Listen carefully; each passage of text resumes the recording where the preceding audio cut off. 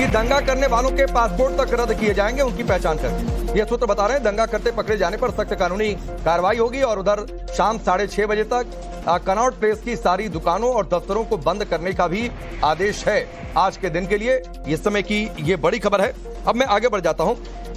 अभिषेक तिवारी, आपके पास आऊंगा, लेकिन एक बात कहते हुए कि सरकार तो कह रही है, अभी शिवम ने भी कहा कि हम न्यूट्रल वेन्यू पर भी बातचीत करने के लिए तैयार हैं।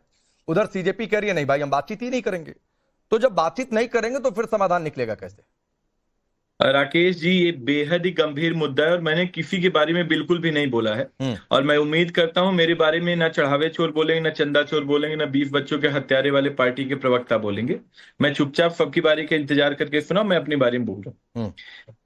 राकेश जी, ये मुद्दा बेहद ही गंभीर है। किसी भी पॉलिटिकल पार्टी का मुद्दा नहीं, आम आदमी पार्टी, कांग्रेस पार्टी या राकेश पांडे, अभिषेक तिवारी, शिवम त्यागी का मुद्दा नहीं है। ये हर एक युवा का मुद्दा है, हर एक छात्र का मुद्दा है, हर एक परिवार का मुद्दा है जो अपने बच्चों को पढ़ा करके, लिखा करके एक अच्छा जीवन देना चाहता है। लेकिन बड़ा ही दुर्भाग्य की बात है कि आज जंतर मंतर पे हिंदुस्तान के लाखों करोड़ों युवा वहां पे पहुंच करके, छात्र पहुंच करके करा रहे हैं, चिल्ला रहे हैं कि जो ये नकारा और निकम्मा धर्मेंद्र प्रधान है उसका इस्तीफा प्रधानमंत्री जी ले लीजिए।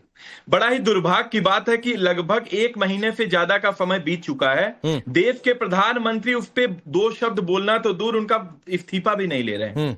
धर्मेंद्र प्रधान की आखिर क्या मजबूरी है, ऐसी क्या मजबूरी है कि वो इस्तीफा नहीं ले रहे हैं? क्या कोई राज छुपा हुआ है? क्या धर्मेंद्र प्रधान से प्रधानमंत्री जी को डर लगता है कि इसलिए इस्तीफा नहीं ले रहे हैं?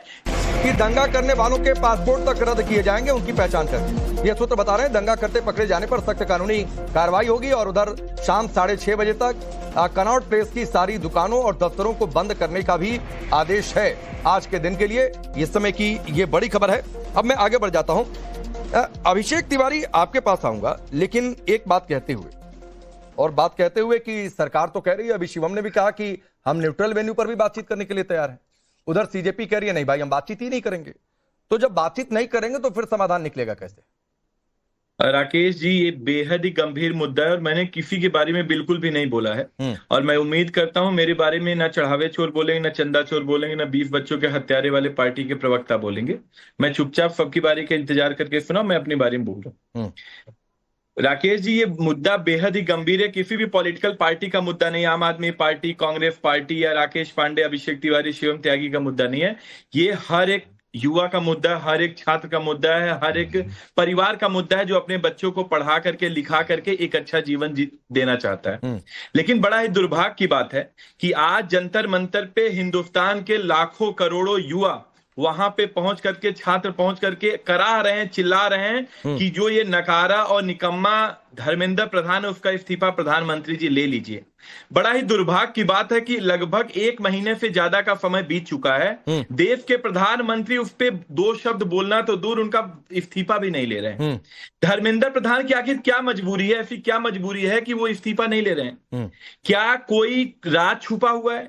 क्या धर्मेंद्र प्रधान से प्रधानमंत्री जी को डर लगता है कि इसलिए इस्तीफा नहीं ले रहे हैं? या एपिस्टीन फाइल का कोई उनके पास मुद्दा पड़ा हुआ है जो जग जाहिर कर देंगे इसलिए नहीं इस्तीफा ले रहे हैं? आज दंगा करने वालों के पासपोर्ट तक रद्द किए जाएंगे उनकी पहचान करके। ये सूत्र बता रहे हैं दंगा करते पकड़े जाने पर सख्त कानूनी कार्रवाई होगी और उधर शाम 6:30 बजे तक कनॉट प्लेस की सारी दुकानों और दफ्तरों को बंद करने का भी आदेश है आज के दिन के लिए। इस समय की ये बड़ी खबर है।